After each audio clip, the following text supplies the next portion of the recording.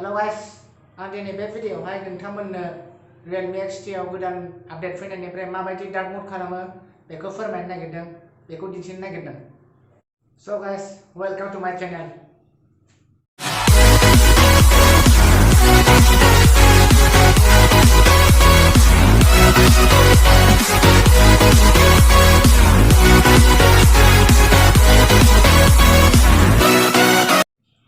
नोंथांमोना बे भिडियोखौ मोजां नाय, फार्स्टनिफ्राय लास्टसिम मोजां नाय, स्किप खालामनाङा, अब्लासो नोंथांमोना बुजिगोन, नङाब्ला बुजियाबो जानो हागौ। नोंथांमोना बेयाव नायनो हागोन आङो Realme XT बाहायदों होननानै Android 10 भार्सनावहाय। दायो जोङो स्टार्ट खालामसै। नोंथांमोना मोजां नायनानै लाबानो जाबाय, ओमफ्राय खालामबानो जाबाय। फार्स्टआव जोङो सेटिंसआव थांनांगोन। सेटिंसआव नोंथांमोन सेटिंसआव थुनानै एसे गाहायाव लांनांगोन। गाहायाव ओमफ्राय नोंथांमोनहा डिसप्ले एन्ड ब्राइटनेस नुगोन।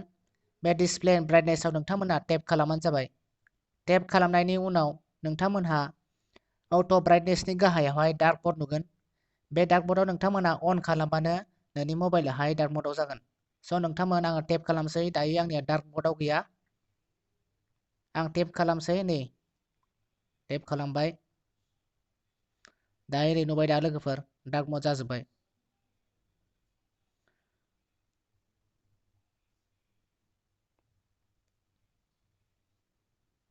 बेनि उनाव बेक खालामबानो जाबाय।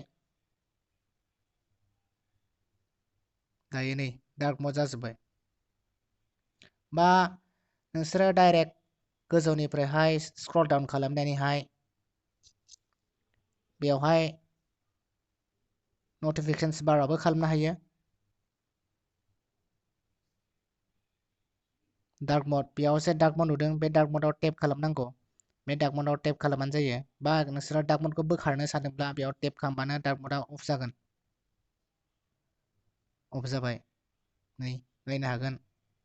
नोंसोरो डार्क मोड खालामफिननो गोसोब्ला बेखौहाय नटिफिकेशन बारखौ स्क्रल डाउन खालामफिननानै नोंसोरो बे डार्क मोडआव थुफिनबानो जागोन। नै जाफिनबाय।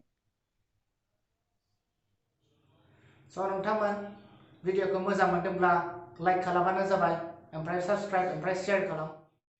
दिनै बेसेबां लाखिथ'नाय जाबाय। दा खनसेयाव लोगो मोनगोन।